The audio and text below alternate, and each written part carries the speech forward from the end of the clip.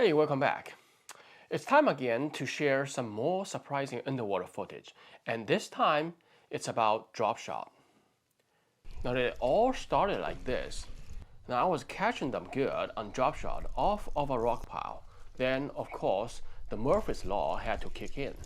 The rocks got my rig snagged and broke me off. Well, no big deal. I do my best to replicate the rig. Same bait, same hook, same sinker weight and shape, and a lot of attention to keeping the leader length the same. A minute later, I'm back in business, onto the same rock pile. Then the bite stopped. This happened to me at least a dozen times, and mostly on the Great Lakes and Clearwater local lakes.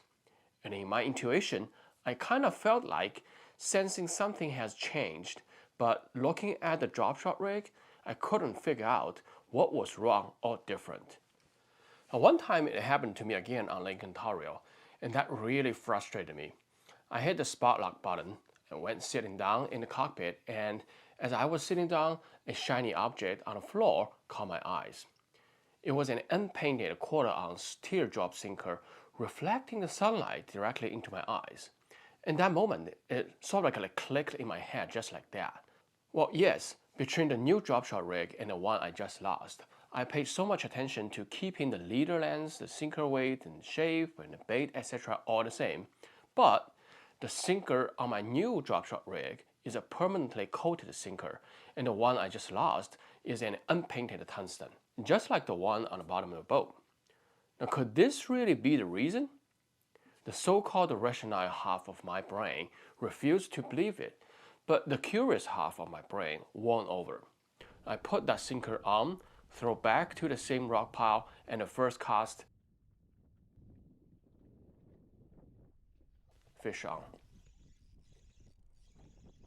Now, I was a little bit shocked, and after that fishing trip, I went on and tested a few times more and found it was not always the one-way impact, which means sometimes the shiny unpainted sinker turned them on, but other times the painted ones got them to bite better.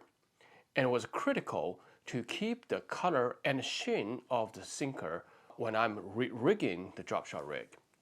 So up to this point, although I have experienced several occasions where the appearance or color of the Dropshot sinker seemingly had a huge impact on the bites, I can perhaps only say empirically the sinker's color does play an important role for Dropshot. But I still did not have the direct evidence of fish reacting to the sinker. So deep in my mind, I was still reluctant to 100% believe in sinker's effect on getting the bites. Then, several years ago, I started my other channel, and one day I was shooting some underwater footage of Dropshot rigs, and little did I know, a school of small bass had volunteered themselves to be actors and actresses for free. Now, I was surprisingly happy when I found out all their reactions were captured on camera, and then I saw these clips.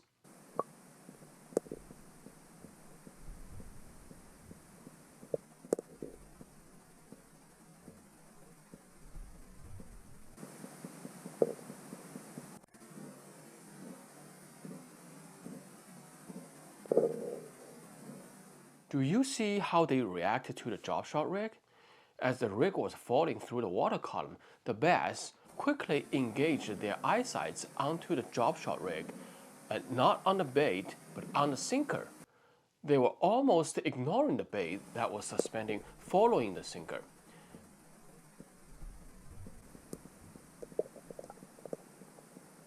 Now, as I shake the rig, you can clearly hear the clicking noise of the Dropshot weight knocking the bottom, and this seems to have kept the bass' elongated interest in the weight. As I moved the sinker, the bass clearly rushed in from distance and was chasing it on the bottom.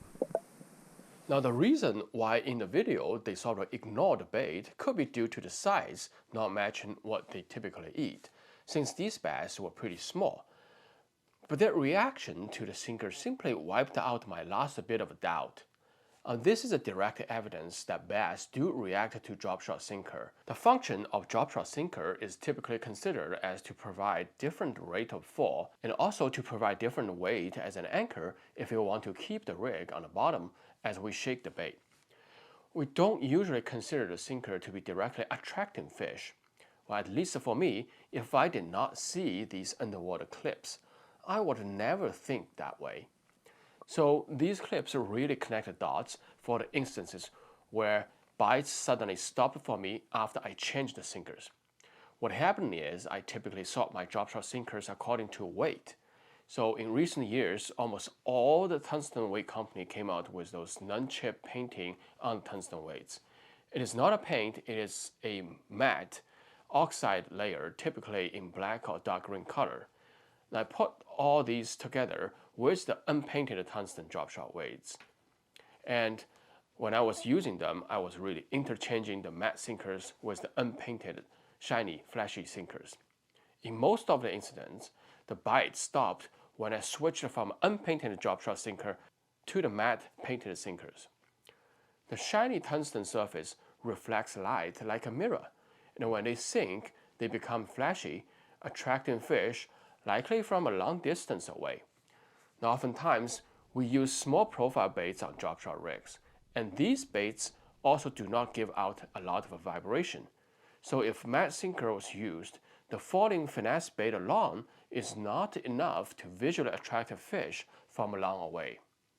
This also explains why most of my bite stopping incidents happen in water with very high clarity, like Lake Ontario and St. Lawrence River.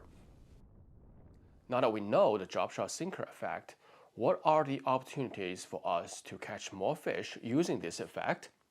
Now first, we need to change the way we look at sinkers and drop shot rigs all over. We have seen how the smaller bass reacts to the sinker. But for larger bass, I believe they are called in from far away by the flash of the sinker during the fall. Now they might lose track of the rig as they get close by, but the knocking sound from the sinker enables them to pinpoint the exact location of the rig. The flash during fall and the initial vibration or knock of the sinker likely serve as a reaction initiator. Now, as the fish get closer, as they stare at the sediments the sinker stirs up from the bottom, their feeding flags is almost at the critical point. Then, the slow sinking worm came into sight and became the final straw to tip over the balance. And the fish opens its mouth and sucks the worm inside.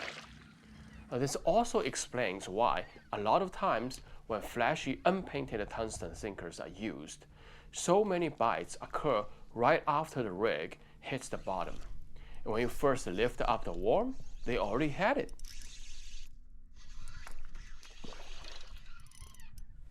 So this sinker effect gives us another reason to use tungsten sinker. Now tungsten is very hard and durable. Its unpainted shiny surface will stay polished for a long time, even after fishing through rock piles. And meanwhile, if you drag the lead sinker across rock piles, it loses its metal sheen quickly because lead is soft. Now, every contact with hard bottom will leave scratch and crates on the surface of the lead, causing it to lose its flashy appearance quickly. Lead also tends to carry an oxide layer over time, which makes it dull. So if you want to take the advantage of the sinker's attracting effect, the unpainted tungsten sinker is a better choice. We're typically told when fishing a drop shot rig, we need to keep shaking the worm while keeping the sinker in the same place or not to move the sinker too much. Now, when the typical drop shot presentation does not work well, or after a while during the classical presentation and no takers, we can totally use some help from the sinker. It is totally okay to incorporate more shaking into a drop shot rig so that the sinker can make more noise and send out more vibration to help the fish to pinpoint the rig and the bait. Also, it doesn't hurt sometimes to even do a big hop, lifting the entire rig up the water column. Then let it fall again so the sinker could use its flash during the fall to call fish in from distance. And in fact, the fish attracting effect is not only limited to the drop shot sinkers. Texas rig, Carolina rig, etc. actually all have similar effects. Now, I have had once where I lost the 2 1-ounce tungsten weights in 2 back-to-back casts when fishing a Carolina rig. In both cases, I felt the fish bite as soon as the rig hits the bottom. Set the hook, line cuts off right away above the sinker. Both were unpainted tungsten sinkers, and apparently the sinker was bit off by a pickerel. And interestingly, it was hitting the weight while ignoring the soft fat offering 2 feet away. I put on a third sinker, which is a coated matte black sinker, and this time the bite stopped immediately. So the unpainted shiny one is not always better than the matte coated sinker. For instance, to avoid those assaults from the 2D critter is one scenario to use those matte ones, preferably over the shiny ones. And also sometimes when fish are pressured or conditioned, especially when a lot of people are fishing around, the matte drop shot weight could help lower the fish's guard. Now last year, I was shooting some video demonstrating the 2024 Daiwa Steez reel and throwing a 1/8 ounce Kai-Tak jig head. No plastic was on the back, just a bare jig head to test the casting.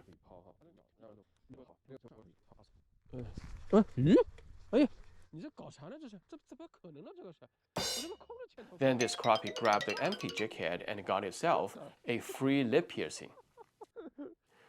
Now this fish again proved that sinkers are not just a weight for adjusting falling rate. It directly interacts with fish and it impacts the bite.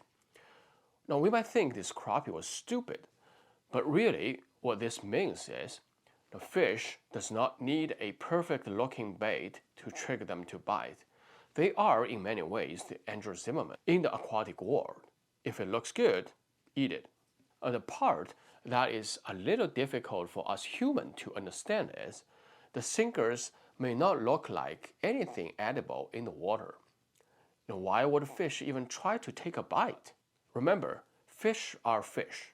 They act more on impulse than on careful analysis. Because nature is brutal. As a fish, you never know when your next meal is going to show up. So the impulsive reaction bite is designed to help fish maximize all their feeding opportunities. And now we know the sinker effect could literally serve as the key to turn the bites on.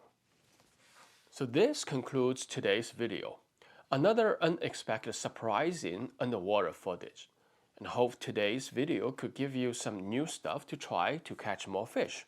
And if you like this type of content, please do not forget to subscribe. With that, tight lines until next time.